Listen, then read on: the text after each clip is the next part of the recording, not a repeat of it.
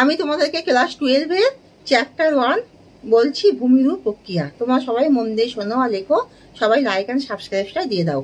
প্রথমে আমি তোমাদেরকে ভৌমজল বলছি, অর্থাৎ ভূপৃষ্ঠের উপর দিয়ে প্রবাহিত যে বৃষ্টির জল বা বরফ গলা জল বা সামুদ্রিক লবণাক্ত জল যখন শিলাস্তরের মধ্য দিয়ে যখন সেটা ভূগর্ভে প্রবেশ করে তখনই তাকে ভৌমজল বলা হয়।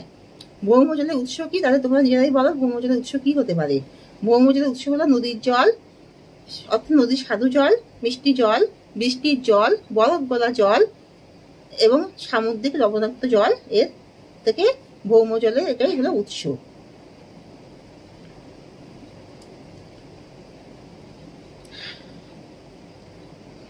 তাহলে এবার হচ্ছে প্রস্রবণ। প্রস্রবণ হলো যখন কোনো ভূপৃষ্ঠের যখন কোনো নির্দিষ্ট স্থান থেকে যখন ভূগর্ভে জল মানে ভূপৃষ্ঠে এসে পৌঁছায় তখন তাকে প্রস্রবণ বলা হয়। প্রস্রবণকে দুভাগে ভাগ করা যায়, যেমন অবিরাম প্রস্রবণ আর সবিরাম প্রস্রবণ। অবিরাম প্রস্রবণ হলো এটা স্থায়িত্ব অনুযায়ী প্রস্রবণকে দুভাগে ভাগ করা যায়, অবিরাম প্রস্রবণ, সবিরাম প্রস্রবণ। অবিরাম হলো সারা বছর ধরে যে প্রস্রবণ থেকে ভূগর্ভের জল ভূপৃষ্ঠে আসে তাকে অবিরাম প্রস্রবণ বলে। আর সারা বছর ধরে যে জল ভূগর্ভ থেকে ভূপৃষ্ঠে এসে পৌঁছায় না তাকে সবিরাম প্রস্রবণ বলা হয়। তাছাড়া প্রস্রবণকে 3 ভাগে ভাগ করা যায়। উষ্ণতা অনুযায়ী এটা 3 ভাগে ভাগ করা যায়, যেমন হলো উষ্ণ প্রস্রবণ, শীতল প্রস্রবণ। উষ্ণ প্রস্রবণ হলো উষ্ণ প্রস্রবণ, শীতল প্রস্রবণ আর গিজার প্রস্রবণ। উষ্ণ প্রস্রবণ হলো যখন ভূগর্ভে উষ্ণ জল ভূপৃষ্ঠে এসে পৌঁছায় তখন তাকে উষ্ণ প্রস্রবণ বলা হয়। আর ভূগর্ভে শীতল জল যখন ভূপৃষ্ঠে এসে পৌঁছায় তখন তাকে শীতল প্রস্রবণ বলা হয়।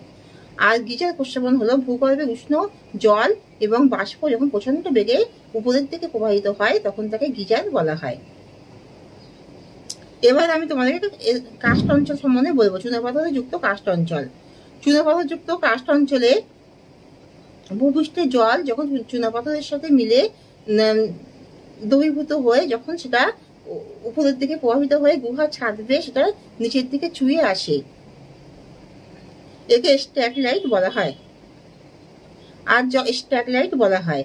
আর যখন মানে চুন মিশ্রিত জল যখন মানে কাস্ট অঞ্চলে জলের সাথে চুনাপাথর দ্রবীভূত হয়ে সেই জল গুহার ছাদ থেকে নিচে চুইয়ে পড়ার সময় নিচে চুন পড়ে এবং সেটা দ্রবীভূত হয়ে মোটা হয়ে উপরের দিকে বিস্তারিত হয়, তখন তাকে স্ট্যাগলামাইট বলা হয়। আর টেগলাইট হলো